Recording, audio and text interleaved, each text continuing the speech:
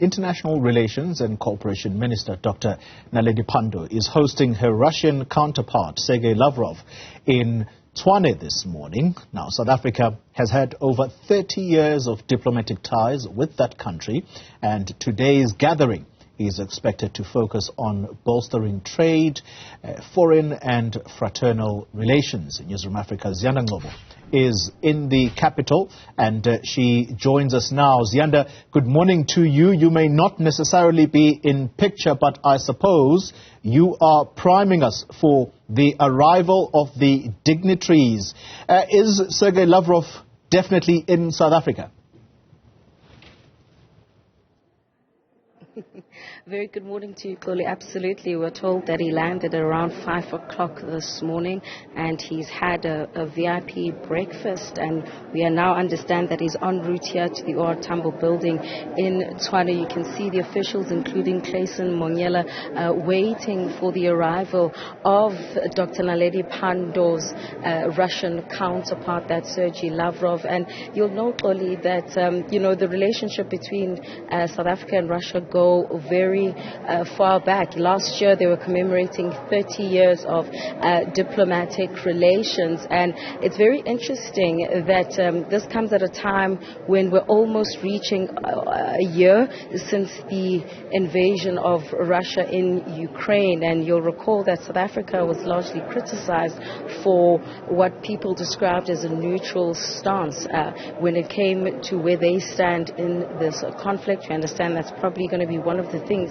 that will be discussed. But interestingly and curiously enough, Koli, the trade relations between Russia and South Africa aren't as large as one would anticipate. In fact, the EU and other Western countries trade more in South Africa than Russia. So that's why then there's also likely to be an emphasis on trade relations between South Africa and Russia, Koli.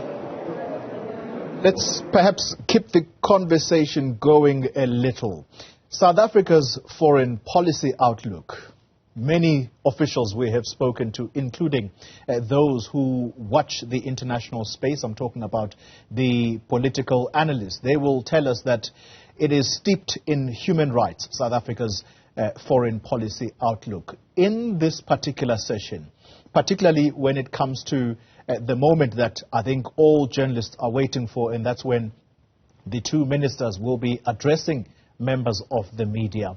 I suspect South Africa will likely come under pressure because of its fraternal and long-standing relations with Russia, because as you've already alluded to in your first response, it's got to do with South Africa taking a neutral position at the United Nations General Assembly, particularly during the votes that related to what Russia was doing in Ukraine. So South Africa likely to face some tough questions around not only hosting Minister Lavrov, but also there are these military exercises or training that is going to be taking place between the Navy of South Africa and Russia, including China.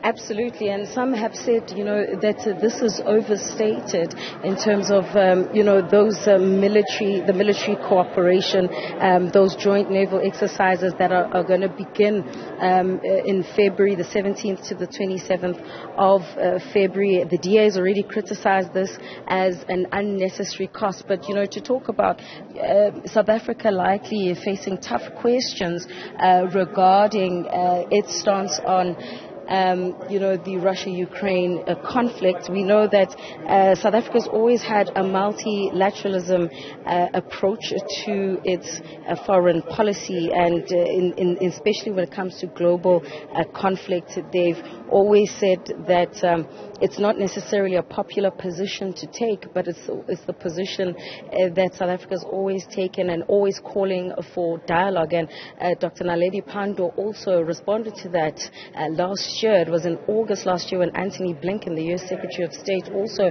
visited this country. And it's important to note how all these superpowers are seemingly now all coming to the continent in what's being described as a new scramble for Africa. Last year, Blinken went to the DRC and Rwanda, starting off in South Africa.